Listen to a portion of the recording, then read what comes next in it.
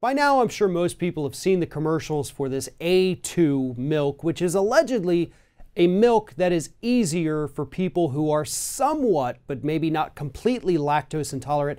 It's supposed to be a little bit easier for them to digest. But according to a new class action lawsuit, the company really doesn't have enough information to be able to back up those claims. Joining me now to talk about this is Scott Hardy from Top Class Actions.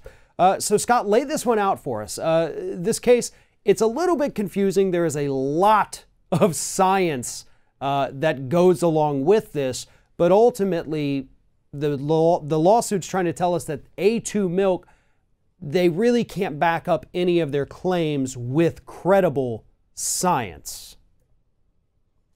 Right. Yeah, this one is definitely confusing because you have a lot of people that don't drink milk, maybe lactose intolerant, they have problems digesting it. So this A2 milk, as you said, is heavily marketed as easier to digest. It's supposed to just be easier to handle for the average person. And that's because the way they advertise it, they say that most cow's milk contains two types of protein, A1 and A2. But A2 milk only includes the A2 proteins, which by their theory will make it easier to digest. Now, there are allegedly 12 types of casein proteins, and the most common of those 12 are A1 and A2.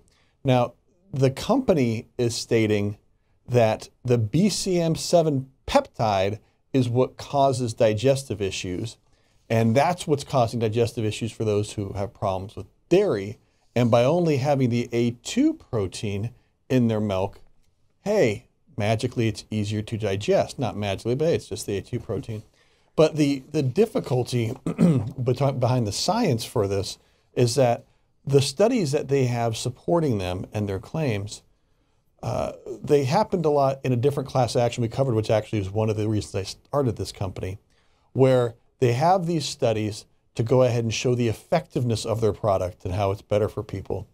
But the clinical studies that were created were wholly created by this company and at different businesses that were created just to run these studies.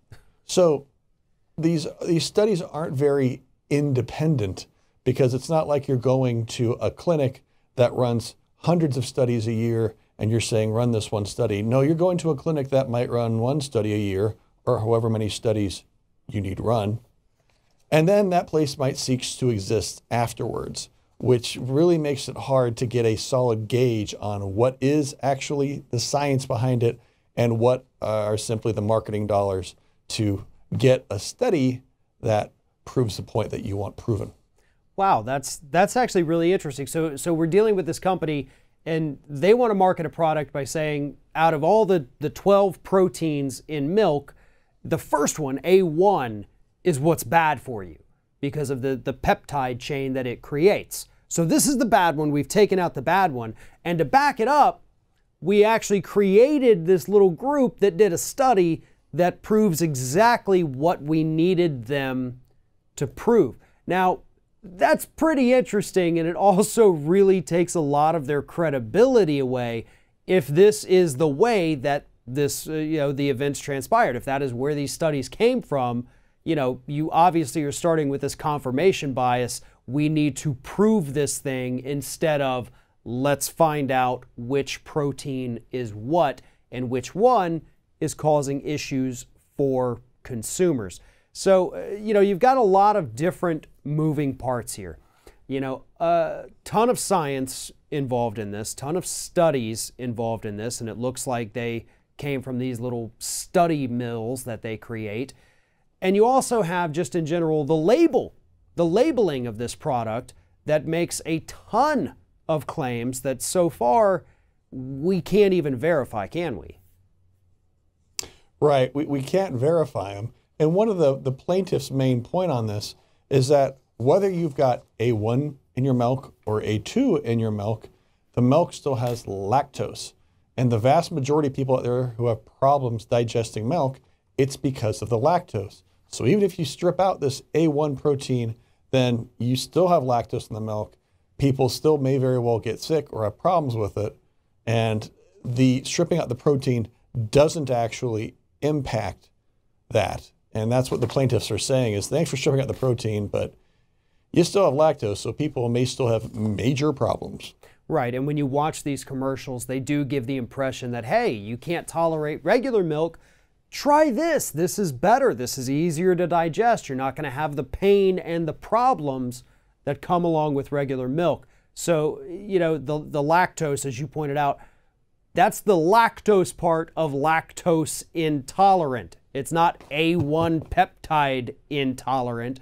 So this is going to be an interesting one. This is a product, as you mentioned, heavily marketed out there. You see it in supermarkets all the time. A lot of people do choose this, the ones with a more mild, I guess you would call it, aversion to dairy. They can still ingest it, but if they take a little too much in, it does cause pain and discomfort and digestive problems. So right. They did latch onto a market that is out there. The question that we still need answered is, have they been honest about that? And hopefully that is what this class action ends up finding out for us, right? Exactly. I mean, we've already received 140 comments on this class action, and we just posted on March 7th. So we're getting a large amount of traffic of people saying, hey, I bought this milk, and I don't have a report from these folks yet on whether the majority are saying yay or nay, it made me feel better, it didn't make me feel better. But we know that there are at least 140 people out there so far that have said, I've bought this and I'm interested in finding out more about this class action. Absolutely. And if anybody needs any more information on this issue, you can follow the link in the description of this video and head on over to topclassactions.com. Scott Hardy with Top Class Actions, thank you very much for talking with us today. Thanks for your time, Farron.